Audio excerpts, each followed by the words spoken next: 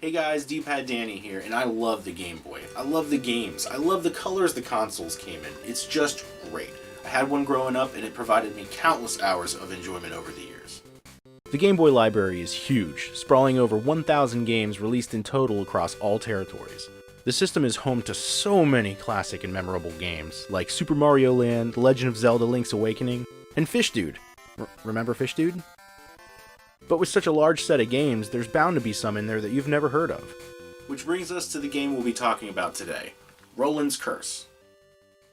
Rolan's Curse is a game I never played before. I never even heard of it, honestly. I saw it for sale on Facebook Marketplace and thought, I wonder what that one's like.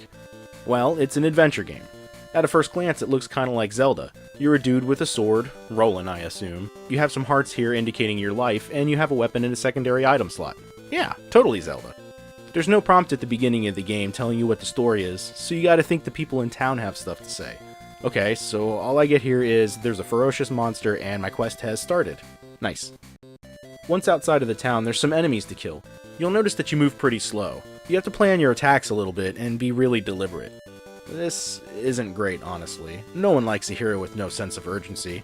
Look everyone, here comes Rolan the listless, meandering into town to save us. Yay. There's various types of enemies here, like slimes, flying eyeballs, and spiders. Sometimes the enemies will drop items. In addition to the healing vials that regain some of your lost energy, you can also collect an item that will increase your maximum health by half a heart. I think these are supposed to be vests or something? Sometimes you'll get secondary items.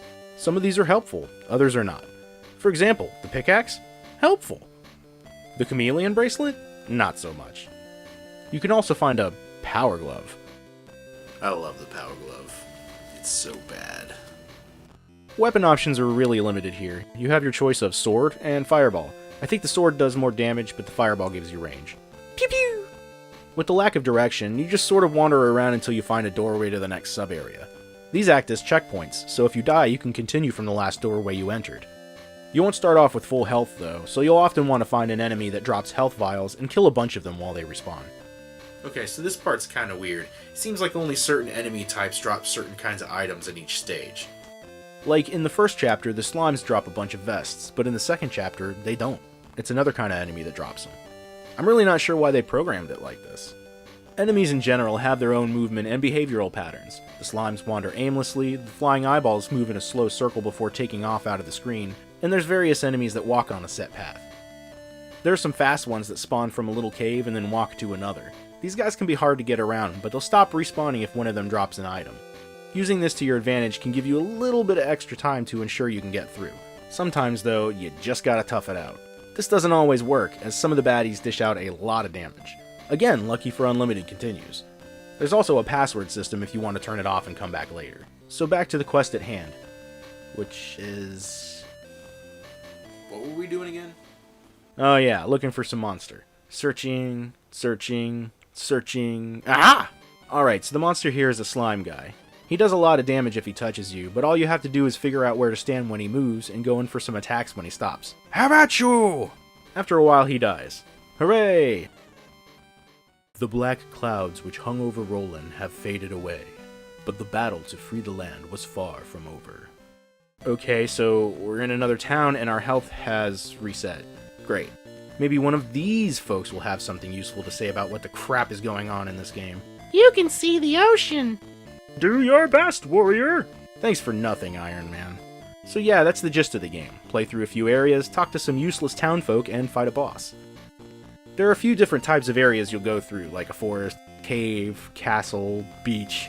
You'll see a few or all of them in each chapter. Each of these areas has its own music. Some of the tunes are okay, I guess, but the music overall is kinda... Graphically, I like the way everything looks for the most part, which sucks because it tricks you into thinking you're playing a better game than you are. So here we've made it to the Chapter 2 boss, which is like a cycloptic manta ray.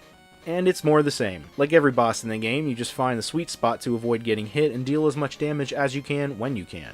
Easy peasy. The soldier sat quietly in exhaustion before the beast. As he stood to continue, the ocean breeze caressed his cheeks and rejuvenated his spirit. What is this game about? Oh, you will battle Barius? Who the hell is Barius? I don't even know anymore. So it looks like Barius is the bad guy or something? Alright, Rolan, let's, roll. I got lost in Chapter 3. Apparently some areas have multiple doorways.